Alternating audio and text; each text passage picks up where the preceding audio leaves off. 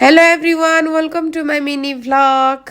आजको मेरो mini vlog चाहिँ सुरु भएको छ मेरो घरको छतबाट। अनि हाम्रो घरको छतमा चाहिँ के छ भने यहाँ कुरिलो रोपेको थियो। यो कुरिलो चाहिँ सबै बुढो भएर के भइसकेछ। अनि त्यसपछि हाम्रो घरमा खोर्सानी हजुरहरूले देख्नुभएको थियो होला नि मेरो पहिलाको मिनी भ्लगमा कति चाहिँ राम्रो थियो भनेर। तर अहिले चाहिँ यो सिमेन्टीहरूले गर्दा तलमाथि सार्दा सार्दै सबै कुहिएछ क्या। यो त यस्तो नराम्रो लागेर अनि एक दुईवटा टिपी हेर्नु न सब कुहिरा रहेछ। अनि मैले कुहिएको जति टिपेर तलतिर फ्यालिदिएँ। के गर्नु यस्तै छ। अनि त्यसपछि चाहिँ म रेडी भएर कामतर्फ लागेँ।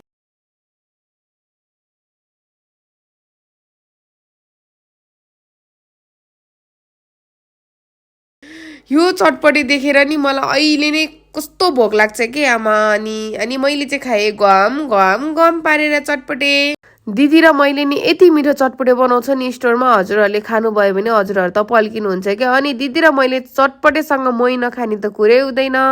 अनि मेरो यति क्युट बोतलमा मैले पानी पनि खाँदैछु। हामीले चाहिँ खासमा विकमा एकचोटि चटपटे खाने भन्छौँ, तर हामी चाहिँ महिनामा 2 चोटि चटपटे खान्छौँ।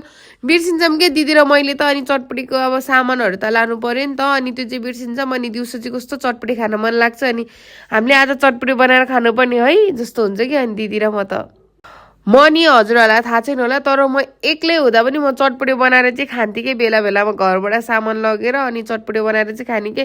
कस्तो त्यो बाहिरको चटपटे भन्दा आफूले बनाएको चटपटे छुट्टै हुन्छ नि त है। हजुरहरूलाई त्यस्तो लाग्छ चाहिँ लाग्दैन कमेन्ट गर्नु है। अनि मैले चाहिँ एउटा माथिको स्टोरबाट एउटा पर्फ्युम किनेको थिएँ।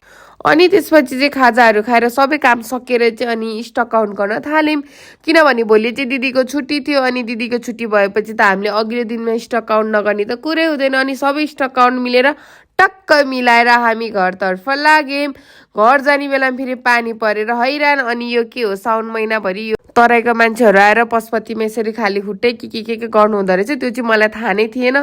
त्यसपछि म चाहिँ गाडी चढेर घरतर्फ गएँ। तर यो बाटो देखेर नि घर त के जान मन लाग्थ्यो नि मलाई। त्यही पनि आफ्नो घर हो, जान त परिहाल्यो। यो बाटो कहिले बन्छ भनेर म त्यही पर्खाइमा छु गाइजहरू। यस्तै नै भयो मेरो आजको दिनचर्या। यति भन्दै हजुरहरूसँग म बिदा माग्न चाहन्छु। By by guys.